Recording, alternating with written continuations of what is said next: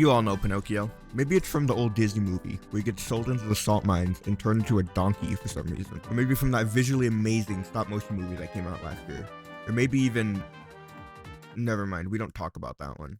Father, when can I leave to be on my own? But what if you decided to put him into a Dark Souls game?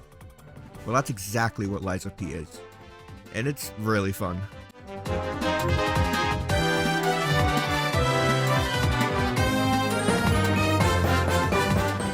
If you've seen my Hollow Knight video, then you know that I'm not very good at games. And my only experience with Souls-like games are beating that one Star Wars Souls-like on the hardest difficulty, and playing Elden Ring for a few hours before my Xbox was cast into the abyss of my brother's setup. Despite all this, I love hard games.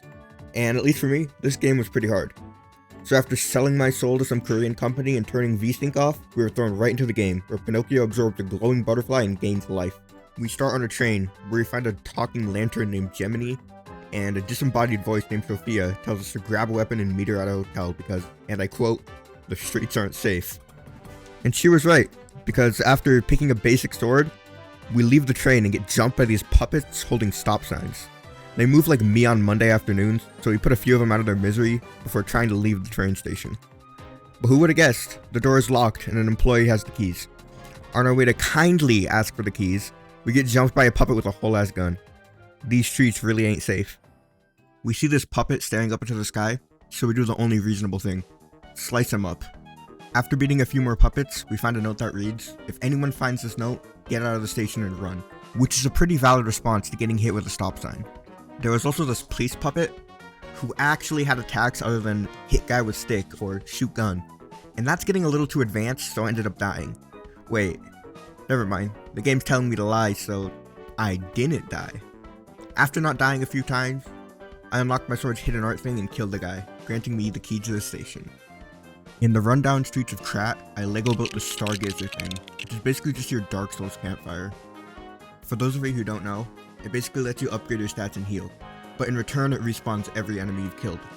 The disembodied voice tells us to get stronger, and as always, I listened to the voices in my head and upgraded my stats. But it wasn't enough, because a mere minute later, I was murked by some dudes in suits in classic European fashion. Twice. I ran into a big dude with a big hammer, and as expected, I beat him first try at max health. Oh yeah, it was also around this point where I realized that there was both a heavy and a light attack in the game. I'd been doing heavy attacks exclusively up to this point, which left me insanely vulnerable in an already hard game. Not long after, I found this merchant dude, who I completely ignored for some reason, built another Stargazer, and it was time for the first boss.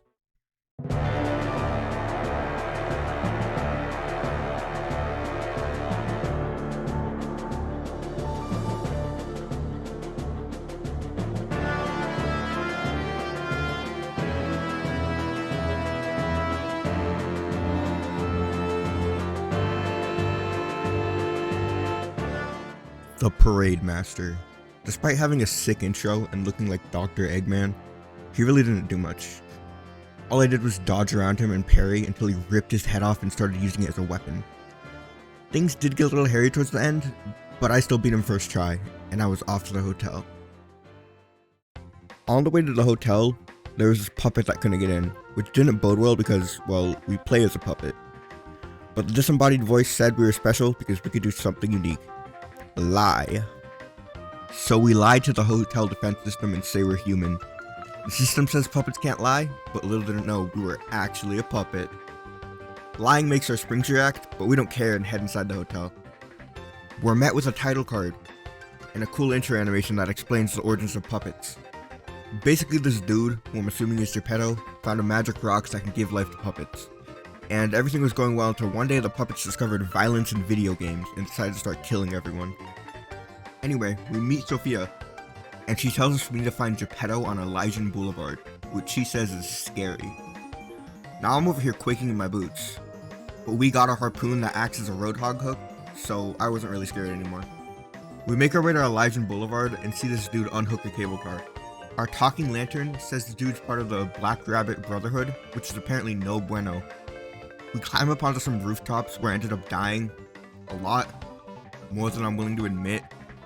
And there's these spear guys who take an insane amount of HP if you get hit, and these puppets who throw shot grenades at you. Eventually we find this big dude, and after dying to him, we beat him up and find a living woman. This is our first real look at the petrification disease, where this woman is petrified and wants to see her baby one last time. She says the baby's at City Hall, but on our way to find it, we get jumped by my worst enemy, a police puppet. Despite my multiple federal crimes, I end up beating the legal system and move on. We find these sword dudes who are actually pretty cool despite having a simple attack pattern, and before I knew it, it was time for the second boss.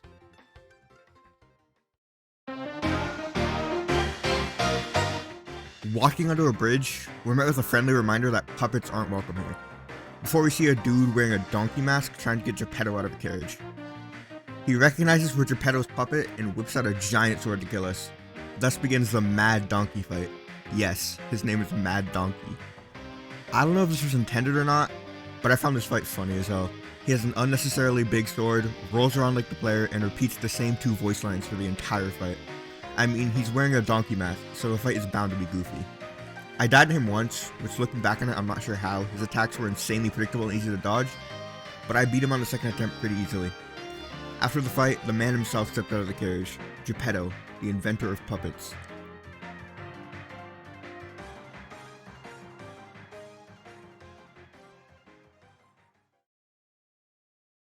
He asks us to clear out City Hall and meet him at the hotel, but not before ripping the clothes off of Mad Donkey's body and giving them to us. I thought they looked goofy, but I still preferred the original look of Pinocchio. Clearing out City Hall was pretty simple, just a few sword puppets really.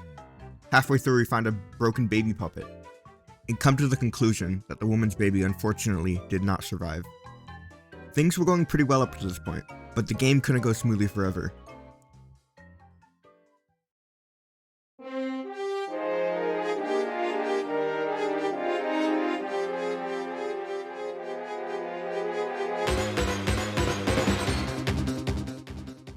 Yeah, you know those police puppets I kept dying to?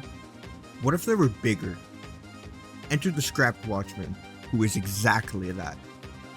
He had some pretty simple attack patterns that I got used to, but after you drain around 1/4 of his health, he charges up and gains the ability to summon lightning.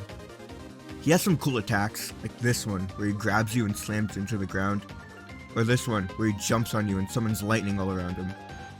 Looking back, this was a pretty straightforward fight, but in the moment I really struggled. I died a lot, and I tried for around an hour to beat him. That probably isn't much for a Souls-like game, but considering this is the second major boss in this game, it really made me wonder how long later bosses would take me. I had a few runs that went really well, but despite my best efforts, I just kept dying. But then I heard it. The words of the mighty Nikke 30. Never back down, never give up. And so I didn't. Countless deaths later, I was almost there. I was one shot. But the Watchman's health was so low, I didn't even notice my own state. I was doing it. Perfect blocking every attack, getting frequent hits in. But despite my best effort, and the words of Nikke 30 ringing through my skull, I had been defeated once again. But then I had a realization. I'd been trying to parry all of his attacks up to this point, but I wasn't really dodging. So I combined my already decent parrying with my subpar dodging skills, and before I knew it, I had done it. I beat the Watchman. I beat the 3rd boss in a game with over 20 bosses. A small feat, but damn did I feel proud.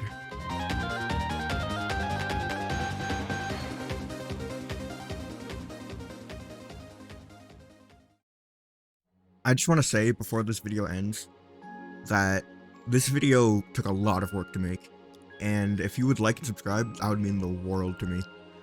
I only have a few videos up right now, but this is by far the most fun to make, so I'm definitely going to do it again.